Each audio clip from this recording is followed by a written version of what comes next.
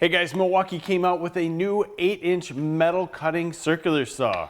Check this out. We have one fresh out of the box. We're gonna take a look over it. Then we're gonna go outside and cut some metal, so stay tuned.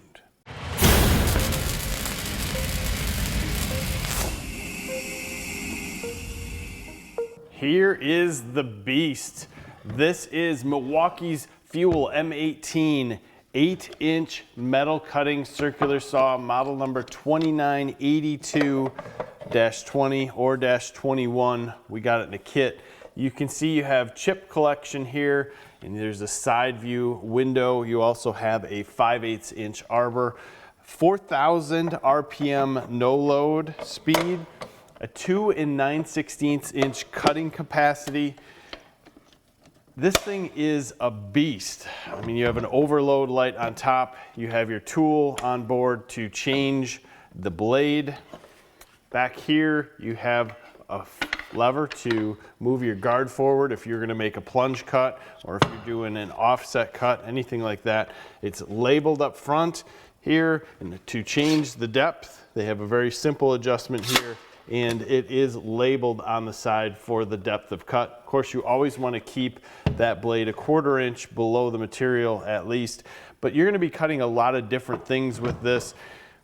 This is a big saw. We've used a lot of metal cutting saws in the past. They've been much smaller. This dude is 12 pounds. So she's packing a punch. Milwaukee is talking about it cutting 120 feet of decking. And with the coronavirus around, we cannot actually get decking here to do any of that tests. But we do have some bar steel here. These two put together are a 1/2 inch. And Milwaukee's saying that this will cut 6 inches of 1/2 inch steel in 25 seconds. From the size of it and what we've seen before, I believe it. We're gonna do some testing on that and do what we can outside. There is a blade break on this, so let's start this saw up and listen. So this should be something that really kicks butt out there. It's very simple to use and similar to Milwaukee's standard circular saws in a way as far as your ambidextrous safety and their trigger. Let's get outside and do some cutting. All right, I apologize about any of the wind out here. We have 2 1/4 inch sheets put together. This might cause some vibration, and we're gonna be watching for everything. We have a little piece here that's 1/4 inch only, and then we'll start going through the rest of it. So let's start our cut on 1/4 inch first and see what happens.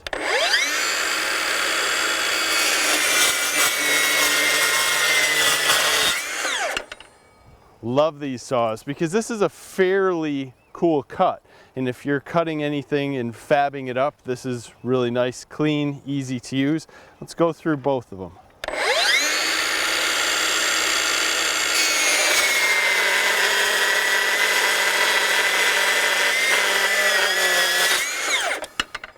As far as chips, I don't see a whole lot coming out.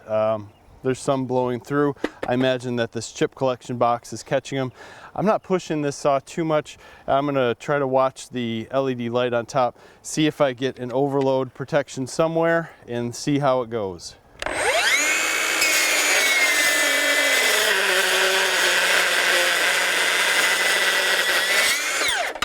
So I'm not sure if you could see at that time, this light did blink twice. Let's give it a cut one more time, and then I'll bring it in and try to just get the camera on this light.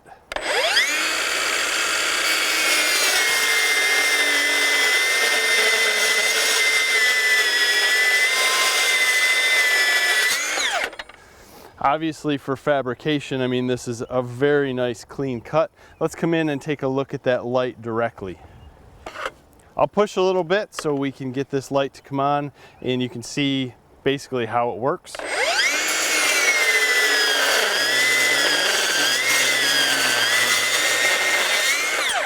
You know when you're pushing too hard, it gives a good feedback in the saw. Let's just go through what a normal cut would look like.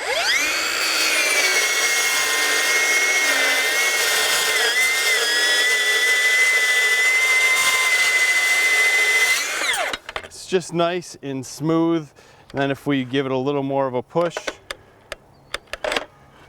I had the blade in contact with the metal when it wanted to turn on.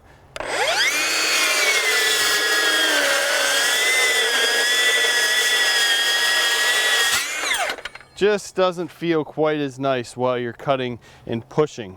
With this style of saw, it's a little different than if you had a chop saw where you'd want to cut this at an angle in this area. You're going to actually want to come across the flat edge and then let the blade come down. This is a little bit thicker piece of angle iron. Let's see how it does.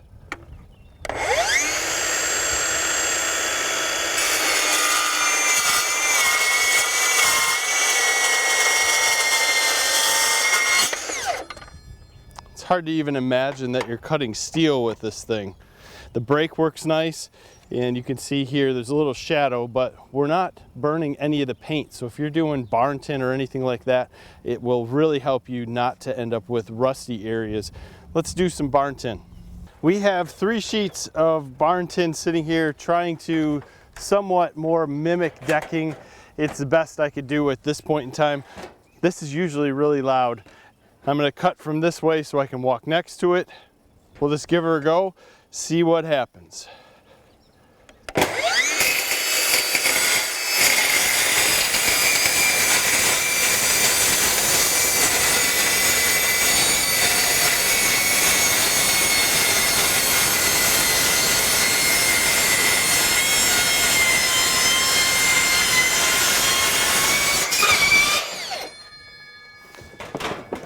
With this stuff sagging, it doesn't surprise me that we missed that cut. I have it lifted a bit.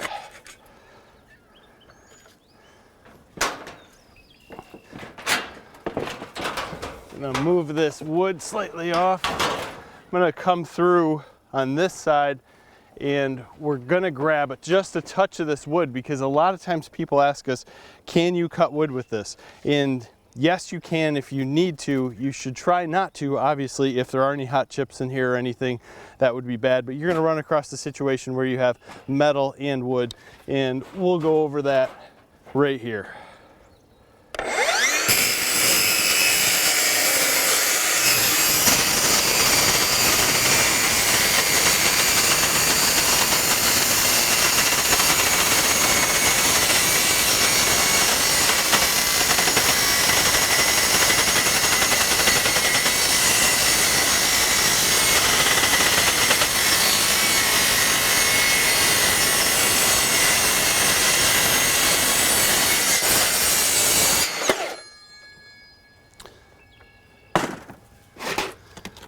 So we pretty much cut cleanly through this 7/16 inch piece of OSB. Still had mostly 3 sheets most of the way through. Still a very clean cut that we have here, even though we went through a much thicker piece. There's no doubt that this saw cut incredibly fast and surprisingly clean. I like looking at the little bars that we cut off and just seeing how you couldn't really get that style of cut that clean with too many other types of saws. Now the chip collection in here is obviously going to be also filled with some wood since we went through it, and the saw is going to have wood in it, which you would want to clean out almost immediately. You don't want to leave wood in there that could catch on fire. That would be a bad thing. But chip collection for what we cut is pretty serious. The amount of wood in there is minimal, and the amount of actual chips is tremendous. So the collection works.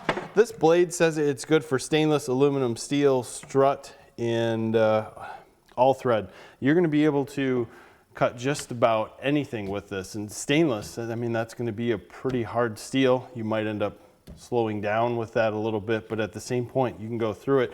The blade that comes with it's rated for 1/4 to 1/2 inch. Obviously, we dropped down and did some work with some barn tin, which is, you know, probably 22 gauge or something like that.